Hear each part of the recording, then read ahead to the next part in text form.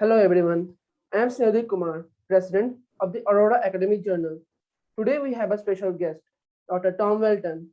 He is a professor of sustainable chemistry at the Imperial College London and the President of the Royal Society of Chemistry. Sir, how are you doing today? I'm very well, thank you very much. Thank you, sir. Sir, first question is, when you were a child, how do you develop the interest in sustainable chemistry and in chemistry? So, well, in sustainable chemistry, I didn't. When I was a child, we're talking about the 1960s and 70s, the concept of sustainability wasn't really around. There was an idea which was called environmentalism back then, and that was people who had a concern for the environment. But it was a very minority group, very, very small group, who were perhaps seen as being a little bit odd, and perhaps hippies. And so yes, the sustainability, not really as a child. Yeah, chemistry, I enjoyed, very classically, I enjoyed doing chemistry at school. I was good at it at school. And so it seemed to me to be a sensible subject to study when I went to university. I didn't expect to have a career in chemistry. I'm not sure at that age I even knew a career in chemistry was possible. So anyway, yeah, I just studied it because I liked it. And then, at university during my undergrad, I liked it. And so I continued studying. I did my PhD and I liked it. And so I continued on. And so that's always been the basis of my choices around chemistry have been, oh, I'm enjoying this. And when I was very young, one of my friends said to me, well, if you stop enjoying it, that's when you stop doing it. And I haven't stopped enjoying it yet. Thank you, sir. So according to you, how can sustainable chemistry help us save the environment? Well, okay, so I think that there are two aspects to this. And the first aspect I'll deal with is really what we might call green chemistry. And that's the implementation of the idea of sustainability in the production and use of chemicals and chemical products. And so, where do we source our chemicals from? How do we process them into the products that we want? How do we use those products? How do we recycle those products and reuse them in the circular economy? That is of course, a very important part of sustainability, and we have to do that job well, and there is a great deal of work to be done to achieve that.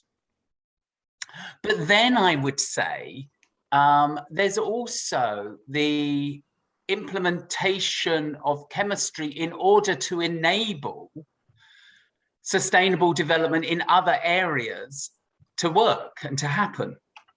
And so if you think about zero hunger, if you think about good health, if you think about sustainable cities, it really doesn't matter. As you go across all of the sustainable development goals, there is no one of them, and I include the sociological, societal development goals in this, there is no one of them that I can't see a contribution that chemical scientists and chemistry can make. And there are many of them that I really sincerely believe could not be achieved without the contribution that chemistry needs to make.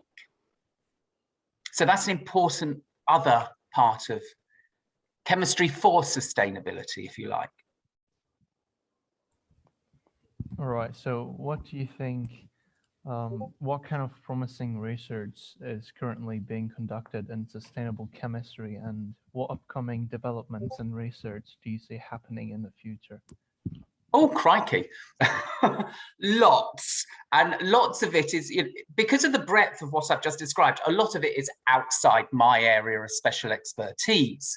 But of course, I mean, very currently now, the contribution of chemists to the COVID vaccine campaign cannot be understated. Not only in that thing that you have injected into your arm, not only is there the biological material, if you like, of the vaccine itself, although with the RNA vaccines, actually it's more a chemical thing anyway. There's all of the additional, they're called adjuvants that are in that sample that stabilize the vaccine, allow it to be taken up by your body. So there's a whole range of formulation chemistry which is done in order to enable that vaccine to be delivered. So for instance, one of the things that we know about the current vaccines is that they need to be kept refrigerated, and this can be problematic, particularly with the ones which need extreme refrigeration. And so, there's active research happening about how the rest of the formulation can be made in order to stabilize the proteins at higher temperatures, so you don't need to have the extreme refrigeration, for instance, as well as, of course, the whole of pharmaceutical chemistry for good health. Around food, of course, ammonium-based fertilizers are responsible for, the vast majority of the increase in crop production that we've seen in the 20th century. This is a good thing. However, we do know that there can be negative consequences of agrochemicals, which is very much a result of the way in which we deliver them. It's not necessarily the chemical itself and its primary action that's the problem, but we often deliver them by just spraying an entire field. And so we massively overdose with the chemicals. And so chemists have a contribution to make to finding ways in which we can target the positive actions more precisely so that we don't have to overdose. And so we limit the negative consequences for the environment. So things like that. Of course, with ammonia itself, a massively energy intensive process. And particularly, so it's a process, the making of ammonia uses 5% of the world's methane. And, you will know that the making of ammonia is a reaction between nitrogen and hydrogen. There's no methane in that reaction. However, the hydrogen is made from steam reforming of methane. And so finding better, more sustainable ways to make hydrogen. So the splitting of water electrolytically, for instance, which is advancing all the time. But then, of course, you have a knock-on effect of that of, oh, hang on, where's the energy coming for that water splitting? If it's coming from a grid which is powered by coal-powered fire stations, then, that's not clean, green hydrogen. And so needing to think about energy sources. So that, that one thing of food production and fertilizer knocks into how do you make hydrogen, knocks into how do you power your grid, all of which have chemical contributions to the solutions of. And you can just do that again and again and again. And yes, there's masses of research, massive research in energy storage, masses of research in energy production, masses of research in, materials for the environment. Things that we use, plastics. We do know that there is a plastics crisis in our oceans and a microplastics crisis. And we need to find alternatives for the materials that lead to those, biodegradable materials, for instance. And so a great deal of work on what happens to the material after use. And so controlled degradation and understanding the processes of degradation and being able to control them, but also the source. Where do they come from? So, you know, at the moment, there are many chemicals that can come from biomass, but won't come from biomass because actually, even environmentally speaking, the processing of them from the biomass to being a useful material for us is unsustainable. The processing is unsustainable, even if the source is sustainable. And so there's a great deal of research to be done around that.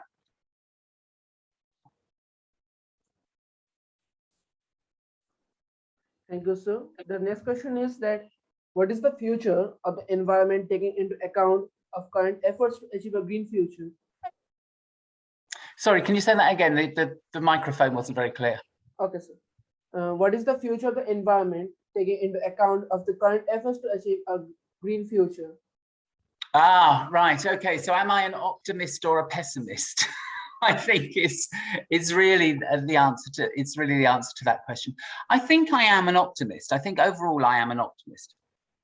Obviously, you know, so we have a major climate conference happening in Glasgow in the next couple of weeks. A lot of the short-term now actions that need to be done will be being discussed at that conference, and you know, I sincerely hope that we get a positive outcome on carbon reduction and global climate change. We do need to act. You know, the climate is in crisis, but actually a lot of the environment is in crisis. And we see massive biodiversity loss.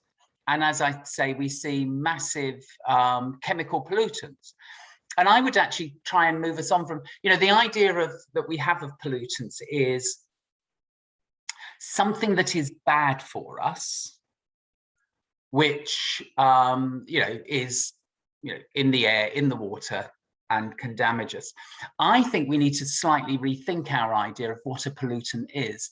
And I'm struggling to find the word. I've been literally this week, I've been working with my thesaurus trying to find the right word.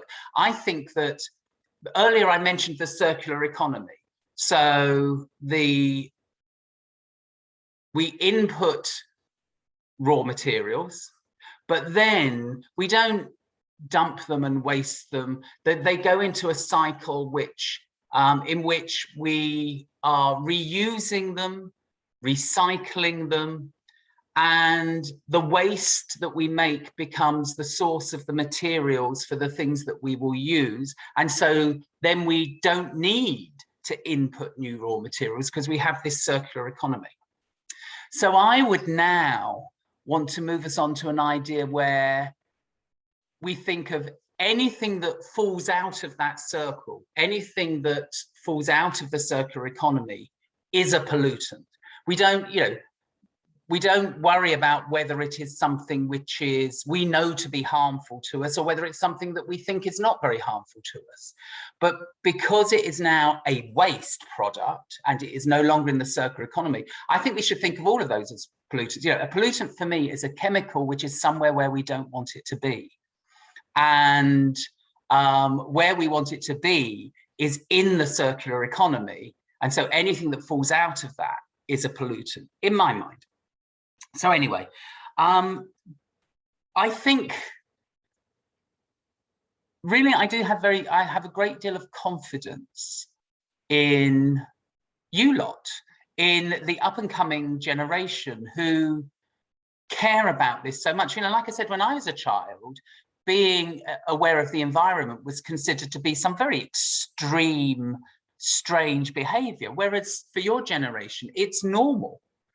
And that fills with confidence that there are people who want to do something about this, really want to do something about the environment, and people who are bright and clever and resourceful and will find ways of fixing the environment. And so I have confidence that we will be able to turn this around.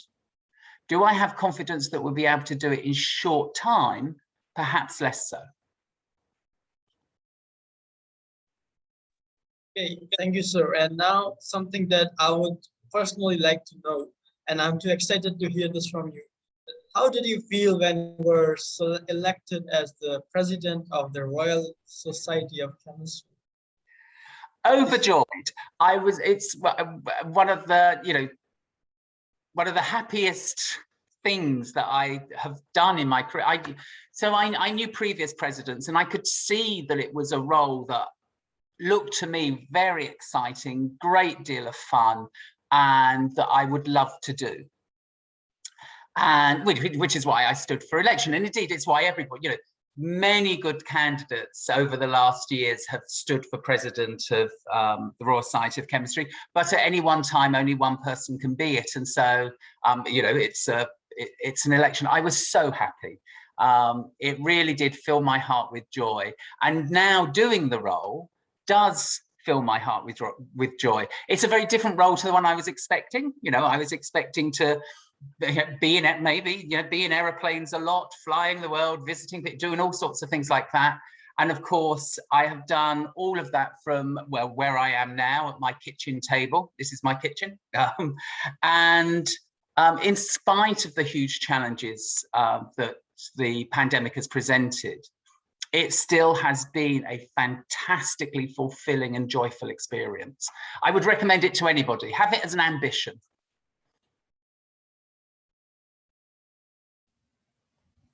All right, so the next question is, do you think that we're close to a sustainable future? And how far are we from that? So I think that, as I was saying earlier on, I do have confidence that we will achieve a sustainable future. In a sense, we have no choice. At some point, we have to work our way through the problems that as they present themselves. And we can either do what we have done historically, which is wait until the problem becomes a crisis and then deal with it. And we have, successfully done that. Or what we can do is have some foresight and recognize the problems before they get out of hand and deal with them. And so I'm sure we will somehow get through, but with maybe major societal and economic damage if we wait for a crisis before we act every time. And I sincerely hope that we get to the stage where we can apply foresight and we can intervene before a problem becomes a crisis, and that we can actually turn ourselves round to a place where we think not about how we use the earth and its resources, but how we nourish the earth and its resources with our activities. I don't think that last one is just around the corner. I think that will take us a long time to get to a society that views our planet in that kind of way. But I think we are making progress. Thank you, sir. So the next question is that, is there anything you would like to say to the new generation of chemistry students? Yeah, what I would like to say to you is, follow your hearts. Always seek the joy. I'm known as a very, people say, oh, Tom, he's a very happy person. It's not a coincidence. Every time I've had a choice, I have chosen the thing that I think will make me happy. And so therefore, follow your heart, seek the joy, be aware of the problems that need addressing and bring your talents to addressing them. And then we will together move on to a much more sustainable world. Sir, also, what would you like to say about our initiative, the Aurora Academic Journal? I think it's fantastic. It's exactly what I've just recommended, isn't it? That, find something that you are passionate and you care about and do it. And, yes, why not have why does a scientific journal have to have a an editorial board of people who are my age and older. You know, of course, no, I think it's a fantastic project, and I really wish you every good luck with it. Thank you very much, sir.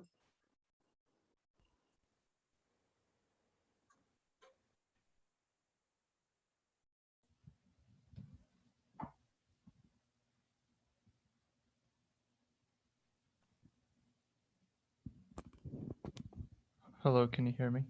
Yeah, we can hear you now. All right. Could you hear me before, because I was speaking and it didn't seem to work? No. When you said hello, can you hear me was the first time we'd heard you since the last time you asked a question. Oh, all right. So start again. All right. So the next question is, did you have any struggles with the LGBTQ community? I mean, while you're a member of the LGBTQ community, did you face any discrimination?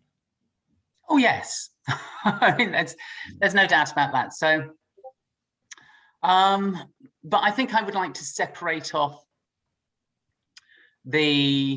my life as a scientist and by my life, and so when I was young, the world was much more hostile to the LGBTQ plus community than it is now.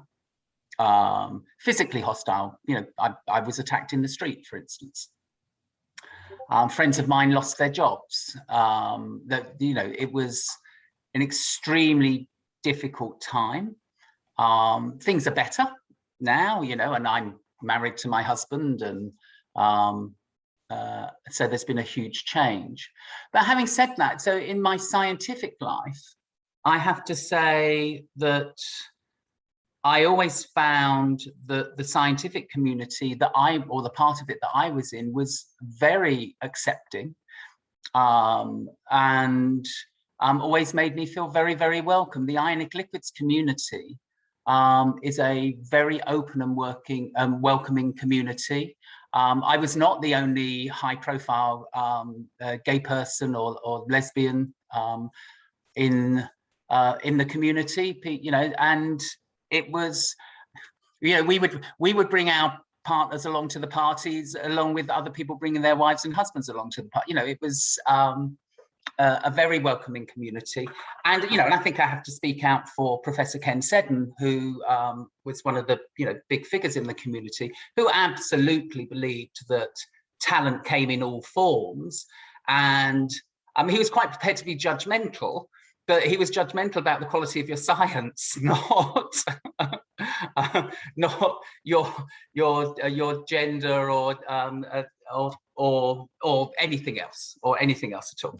And so my scientific life, I always felt very privileged in comparison to friends that worked in other areas of society, because I could see that I was being treated better. But it wasn't something about which I should have been overly grateful, because actually what was happening was I was being treated like you should be. It was the bad of the alternative, not that it wasn't that the ionic liquids community should be praised for being particularly good. I mean, it was good, but I'm not explaining this very well. But it was just in the ionic liquids community, it was how it should be. So thank you, sir, for joining us today, and definitely it was a great experience for us to be with you. And once again, thank you for giving us this wonderful opportunity to be with you.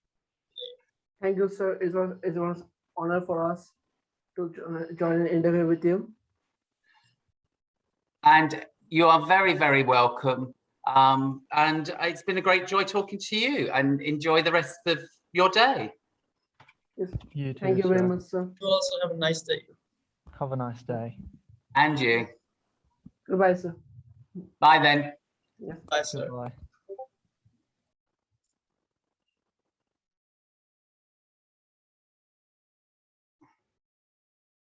I'm staying on the call because your friend has asked me if he can Yeah. Maybe he's gone. Are you Okay. still there? I'm still here. Yeah. Yeah. Okay, but everyone else is back on. Are you gonna continue the interview? No, No. the interview's over. I was just saying, if you stay on you wanted to continue talking to me, and so if you Yeah. stay on the call, then Yeah, I wanted. No, actually, we were going to end it. We were going to. Actually, we can end the interview. okay. Well, in that case, I'll email you and we can arrange to talk. I wanted Yes. to ask a few questions besides the He wants to interview ask you a few ones. questions himself, personally. Like he had a few questions for you. Yeah. Well, go As on. a chemistry student. Ask the questions now. Right. So I'm majoring in One Health. I don't know if you're aware of what this is because it's a bit of a niche field. It basically combines environmental health, animal health, and human health, and Okay. recognizes the relationship between the three and aims to achieve the optimal health outcomes while combining all three, right? Because if you have healthy environment and healthy animals, you have healthy humans as well. Yeah. Get that. Pollution affects humans, and well, there is a problem with zoonotic diseases transmitted from animals to humans. That makes sense. I was wondering what you think of that approach, of the One Health approach, if you've ever heard of that. Well, I think I think it clearly has its place.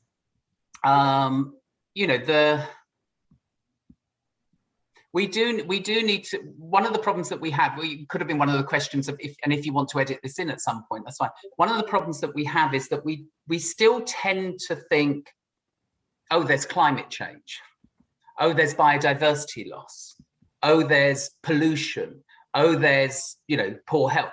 And we still tend to treat those as independent things, and of course they are not. And so I think having a group of people who are really viewing it as one whole is a very, very useful thing. And I think particularly I can see how it could be very useful in explaining to policymakers how these things are all very tightly integrated. And if you can't just treat one of them and think, oh, that's it done. You have to really work on all of them. Yeah, exactly. That's what I think as well. And I also wanted to ask you a bit of a general question. How would you approach science deniers or people who oppose science and are against vaccines or don't believe in climate change? Oh, right. Okay. With difficulty, I think it's the but there are different parts to that, and so there are groups who, for their own political ends, seek to undermine science and the contribution that science can make. Oh, and that is one particular group of people. And if you take, for instance, the people who refuse to have vaccines at the moment, not all of them are in that group. Some of them are the people that group has influenced and persuaded. And so you do need to enter into the discussion. And you need to enter into, and absolutely, you can do this as much as I can. In fact, where this discussion is largely happening, which is in social media, the interventions from young people who understand the world of social media and are going to be more effective than the interventions from me. Some old white bloke in London is precisely who they won't listen to. Whereas you've got a better chance of making inroads. What I would say is be very careful of the narrative, and the people do not respond to having people wag their fingers at them. If you think about it, you don't, do you? If somebody starts aggressively, you don't respond positively. In fact, you do the reverse. You put up barriers. And so you have to enter into the discussion really in a way where they don't feel like they're being attacked, where they don't feel like they're being made to feel stupid because they have concerns. And so, you know, that group of people, you know, it's not one person's intervention who is going to do it. What it needs is, you know, thousands, if not millions of you entering into that debate and explaining why this is not correct and why that's not correct and why this is, you know, and so that's another part of that group. Yeah, the only thing you can do is try to persuade. I think the one thing that we also have to be careful of is, although scientific evidence is important in the decision making that individuals and nations have, it's not the only thing that matters to people. Sometimes people are in situations where they actually, do you know what? They recognize that what you're saying is correct, but maybe they can't afford to implement it. You know, there are other issues that come into play, and we as scientists have to recognize that we don't have, you know, the golden ticket. We have, you know, we have one part of the information that people are using to make their decisions, but there are other parts as well. Absolutely. Yeah, I see where you're coming from, and that approach has been tried and is being tried by a lot of people and groups of people and institutions, but unfortunately, it doesn't seem to be very effective for everyone, because a lot of anti-science people. It won't be effective for everyone. Yes, for that group that have, you know, like I said, that relatively small group who have their own political and economic drivers, which are making them under, you know, no persuasion in the world is going to stop them, because they're not actually making their decisions based upon the science. What they're trying, there's a fantastic book called Merchants of Doubt. I can't remember the author, but I do recommend you look at it. And what it does is it links the people who, and shows actually, you know, genuinely links same people, but also the way in which they approach. The people who said smoking doesn't give you cancer, the people who said HIV is not the necessary precursor to AIDS, the people who are climate deniers, the people who are vaccine deniers, and actually how these people work on, they know the science is right. In fact, they understand the science as well as you and I do. They know it's right. But what they're doing is they are actively looking for, can we find a chink of doubt here? And so, because, you know, it's very difficult for a scientist to say, yes, this is 100% right, you know, because we always know that you can challenge the knowledge, you know, you can challenge the understanding. And so they will find that little chink, and then they will exploit that to create doubt in the minds of the public. Yeah. You know, they are, you know, they have their own ends. And, you know, all we can do is battle with them. The other group of people, they come and go, you know, so we don't, you know, and we don't know, we don't actually have the information that the people who had one set of views in the general have been persuaded by over one issue are the same ones that have been persuaded over another, where those concerns come and go, you know, that people do actually, you know, the things that happened in the pandemic is people in the area where I live know that I'm a scientist, and suddenly they started asking me things, you know, what about this? What about that? Why not this? Why, you know, how can the vaccine be safe if it had been generated so quickly? And to which I answer, you're asking the wrong question, by the way. What I say is, why is it that when a disease affects billions of poor people across the world, it takes over a decade to develop a vaccine, when in fact it can be done in 1 year when it affects somebody like me? That is the question you should be asking.